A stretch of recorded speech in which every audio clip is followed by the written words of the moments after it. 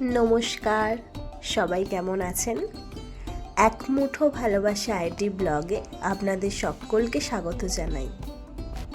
আজ রবিবার, আর আজকে বেরিয়ে পড়েছি হৈমন্তিকা দর্শনের উদ্দেশ্যে। আর যাচ্ছি তারকেশ্বরেরই পাশের একটি গ্রাম, যার নাম তালপুর, সেখানে হৈমন্তিকা দর্শন করতে।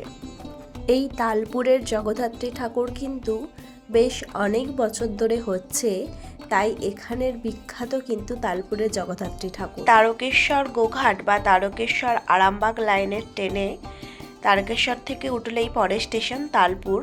আর এই ঠাকুরগুলো মোটামুটি স্টেশনের পাশেই আসে, পায়ে হেঁটে দেখার মতন। তালপুর মূলত একটি গ্রাম, আর এই গ্রামকে কেন্দ্র করেই কিন্তু এই জগদ্ধাত্রী পুজোটা হয়। এই গ্রামে মোটামুটি 10 থেকে 15টা ঠাকুর আসে এবং সবকটাই পাশাপাশি। মোটামুটি স্টেশন থেকে নেবে আপনারা পায়ে হেঁটে দেখতে যেতে পারবেন। কথা বলতে বলতে চলে এলাম প্রথম প্যান্ডেলে। খুব সুন্দর মাতৃ প্রতিমা। এবার এসেছি আগের প্যান্ডেলটির থেকে পায়ে হাঁটা দূরত্বেরই পাশের একটি প্যান্ডেলে। এটি হচ্ছে প্যান্ডেলের গেট। খুব সুন্দর করেছে পাখা দিয়ে, আর ভেতরের কাজগুলো খুব সুন্দর, খুব সূক্ষ্মভাবেই তৈরি করা। এবার প্রতিমাটি দেখা যাক কতটা সুন্দর করেছে।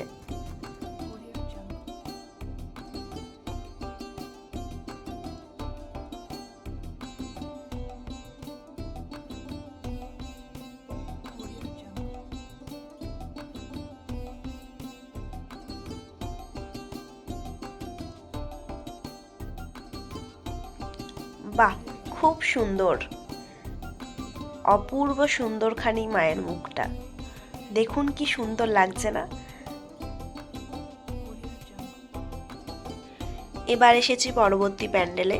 এটিও আগের প্যান্ডেলটির থেকে একটুখানি দূরে। প্যান্ডেলের গেটটা কি সুন্দর করেছে দেখুন, অনেকটা বিয়ে বাড়ির মতন। বড় পাখা দিয়ে খুব সুন্দর। পাশে বাঁদিকে আছে সেলফি জোন, ওখানে অনেক সেলফি তুলছেন মানুষজন। আর আজকে যেহেতু নবমী, তাই ভিড়টা প্রচুর। আর এই হলো প্যান্ডেলের ভেতর। প্যান্ডেলের ভেতরটা দেখুন কি সুন্দর করেছে, হাতের কাজ দিয়ে নানা রকম ছবি টাঙানো, এবং প্রতিমার ব্যাকগ্রাউন্ডও কিন্তু খুব সুন্দর করে সাজানো। আমি যতটা পারলাম আপনাদের কাছে তুলে ধরার চেষ্টা করলাম। আপনারা অবশ্যই জানাবেন আপনাদের কেমন লাগছে।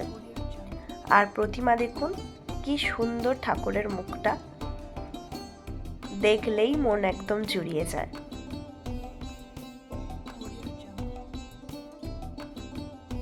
এবার এসেছি তালপুরের বিখ্যাত অধিকারী বাড়ির জগদ্ধাত্রী ঠাকুর দেখতে।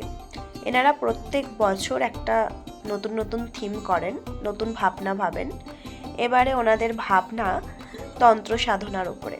দেখুন পুরো প্যান্ডেলটা সেরকমভাবেই ওনারা সাজিয়েছেন এবং পরিবেশটাও অনেকটা ওরকম তৈরি করার চেষ্টা করেছেন। এই প্যান্ডেলটি প্রায় 1 মাস ধরে তৈরি হয়েছে, আর যিনি তৈরি করেছেন তার নাম সোমনাথ দাস, আমারই এক পরিচিত। তো উনি খুব ভালো প্যান্ডেল করেন। তো দেখুন প্রত্যেকটা হাতের কাজ খুব সুন্দরভাবে তুলে ধরার চেষ্টা করেছেন, আর ভেতরটা সত্যি অপূর্ব।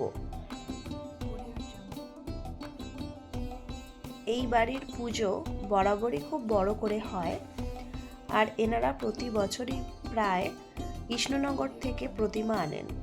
এবারেও প্রতিমাটি তার ব্যতিক্রম নয়। দেখুন কি সুন্দর করেছে মায়ের মুখটা। আপনাদের কেমন লাগছে অবশ্যই কিন্তু কমেন্টে লিখবেন।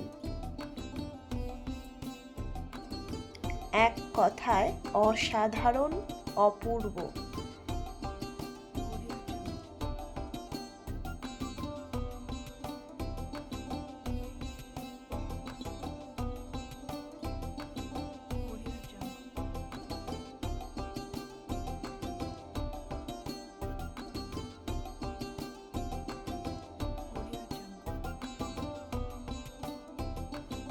এবার যে প্যান্ডেলটি দেখছেন আপনারা, ওটা একটি তালপুরের ক্লাবের প্যান্ডেল।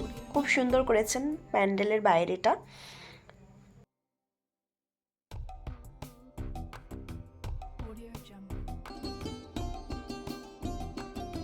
কি সুন্দর মাতৃ প্রতিমা, তাই না? দেখেই মনটা পুরো জড়িয়ে গেল। অসাধারণ শিল্পীর হাতের কাজ। আর এই হলো প্যান্ডেলের ভেতরটা, খুব সুন্দর করেছেন এনারাও। আপনাদের কেমন লাগছে আপনারা কিন্তু অবশ্যই কমেন্টে জানাবেন। এবার এসেছি তালপুরের উদয় সংঘের প্রতিমা দেখতে। এই ক্লাবটি প্রায় 28 বছর পুরনো। এনারাও খুব সুন্দর ঠাকুর করেন প্রতি বছরই, প্যান্ডেলেও নতুনত্ব করার চেষ্টা করেন। আর এবার এনারা পুরো প্যান্ডেলটি করেছেন গামছা দিয়ে।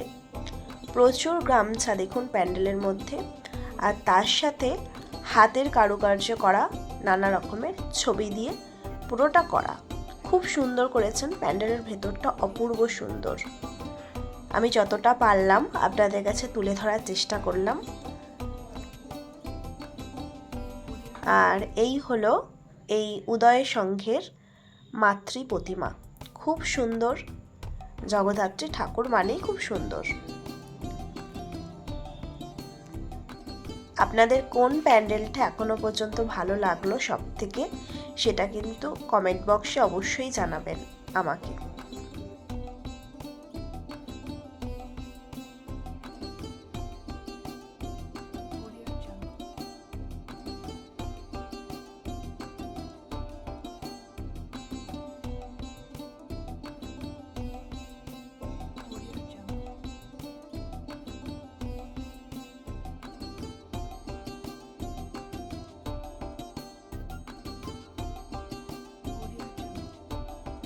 এবার যে প্যান্ডেলটি আপনারা দেখছেন সেটি তালপুরে যে উচ্চ বিদ্যালয় আছে, যার নাম তালপুর পাঠশালা, তার একদম পাশেই একটি রামকৃষ্ণদেবের মঠ আছে। এটি ঠিক সেই মঠেরই অপর দিকে। আমি এই ভিডিওর মাধ্যমে তালপুর গ্রামের কিছু প্রতিমা এবং প্যান্ডেল তুলে ধরার চেষ্টা করলাম। আরও কিছু প্যান্ডেল প্রতিমা ছিল যেগুলো ভিড়ের কারণে ছবি তোলা হয়ে ওঠেনি বা ভিডিও করাও সম্ভব হয়নি। তো আপনাদের ভিডিওটা কেমন লাগলো সেটা কিন্তু অবশ্যই আমাকে কমেন্ট বক্সে জানাবেন। আমার এই ভিডিওটি যদি আপনাদের ভালো লেগে থাকে অবশ্যই একটি লাইক করে দেবেন এবং বন্ধুদের সাথে শেয়ার করে দেবেন। আর অবশ্যই চ্যানেলটি সাবস্ক্রাইব করার অনুরোধ রইল। ভালো থাকবেন, সুস্থ থাকবেন।